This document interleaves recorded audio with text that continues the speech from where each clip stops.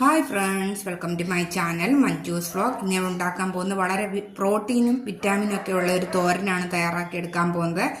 അപ്പോൾ സോയാബീൻ തോരനാണ് ഞാൻ ഇവിടെ ഉണ്ടാക്കാൻ പോകുന്നത്. അപ്പോൾ ഇതേപോലെ നിങ്ങളൊന്ന് ഉണ്ടാക്കി നോക്കൂ, എല്ലാവർക്കും കഴിക്കാവുന്നതാണ്.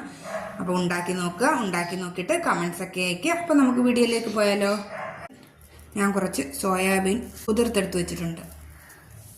അപ്പം ഇത് കുതിർത്ത് കഴുകി പിഴിഞ്ഞെടുത്തതാണ് കേട്ടോ. നമുക്ക് ആദ്യം ഒരു മിക്സിയുടെ ജാർ എടുത്തിട്ട് ഇത് ഒന്ന് ചതച്ചെടുക്കണം.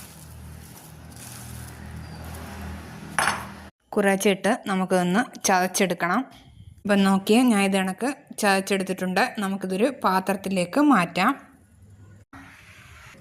ഇപ്പം എല്ലാം ഞാൻ ചതച്ചെടുത്തിട്ടുണ്ട്. ഇതേ രീതിയിലാണ് ഞാൻ ചതച്ചെടുത്തിരിക്കുന്നത്.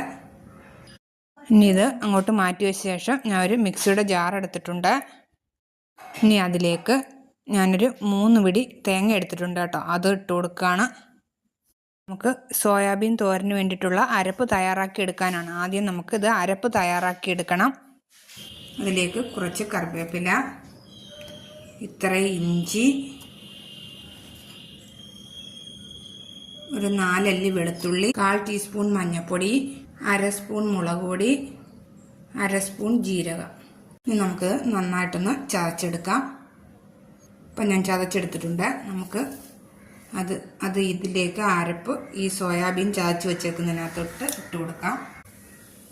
ഇനി കുറച്ച് കറിവേപ്പിലയും കൂടി ഇട്ട് നന്നായിട്ടൊന്ന് മിക്സ് ചെയ്തെടുക്കാം. അപ്പോൾ അതിൻ്റെ കൂട്ടത്തിൽ കുറച്ച് ഉപ്പും കൂടി ഇട്ട് കൊടുക്കാം. അപ്പോൾ ഉപ്പും കൂടി ഇട്ട് നമുക്കൊന്ന് മിക്സ് ചെയ്ത് വയ്ക്കാം.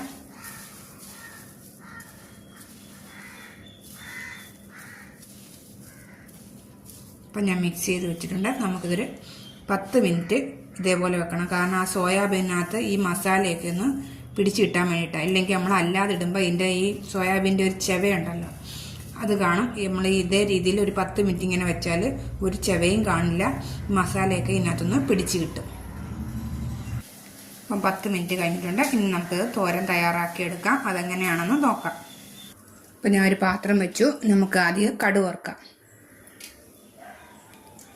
ഒരു 2 സ്പൂൺ എണ്ണ ഒഴിച്ചിട്ടുണ്ട്. അതിലേക്ക് 1/2 സ്പൂൺ കടുക് ഇട്ട് കൊടുക്കാം. 3 വറ്റൽമുളക്, ഇനി കുറച്ച് കറിവേപ്പിലയും കൂടി ഇട്ട് കൊടുക്കാം. അപ്പം കടുകൊക്കെ പൊട്ടിയിട്ടുണ്ട്. ഞാനൊരു വലിയ സവാള ഉള്ളി ചെറിയ പീസായിട്ട് കട്ട് ചെയ്തെടുത്തത് അതും കൂടി ഇട്ട് കൊടുക്കാം. അപ്പം നമുക്കിതൊന്ന് ചെറുതായിട്ടൊന്ന് വഴറ്റിയെടുക്കണം. അതുവരെ നമുക്ക് ഇളക്കി കൊടുക്കാം. അപ്പം വഴണ്ടിട്ടുണ്ട്. ഇനി നമ്മൾ അരപ്പ് മിക്സ് ചെയ്ത് വെച്ചിരിക്കുന്ന സോയാബീനൂടെ ഇതിലേക്ക് ഇട്ട് കൊടുക്കാം.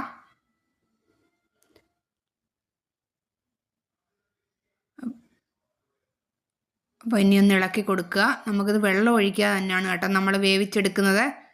ആവിയിലാണ് ഇത് വേവിച്ചെടുക്കേണ്ടത്. ലോ ഫ്ലെയിമിലിട്ട് നമുക്കിത് വേവിച്ചെടുക്കാം. അപ്പം ഇനിയൊന്ന് അടച്ചു വയ്ക്കാം. അപ്പോൾ ഇനിയൊന്ന് തുറന്ന് നോക്കാം. അപ്പം നമ്മുടെ സോയാബീൻ തോരൻ വെന്തിട്ടുണ്ട് കേട്ടോ. അപ്പം നമ്മുടെ സോയാബീൻ തോരൻ റെഡിയായിട്ടുണ്ട്. നല്ല പ്രോട്ടീനും ഒക്കെ ഉള്ളതാണ്. അപ്പം ഇതേപോലെ നിങ്ങളൊന്ന് ഉണ്ടാക്കി നോക്കുക. ഉപ്പൊക്കെ കറക്റ്റിനുണ്ട്. ഇത് നോക്കിയേ, നമ്മുടെ സോയാബീൻ തോരൻ. ലൈക്ക്, ഷെയർ, സബ്സ്ക്രൈബ്, കമൻസ് ഒക്കെ ചെയ്യുക. അപ്പോൾ ഇനി ഞാൻ നിനക്ക് വീണ്ടും ഒരു റെസിപ്പിയുമായിട്ട് നമുക്ക് വീണ്ടും കാണാം. അതുവരെ ബായ്.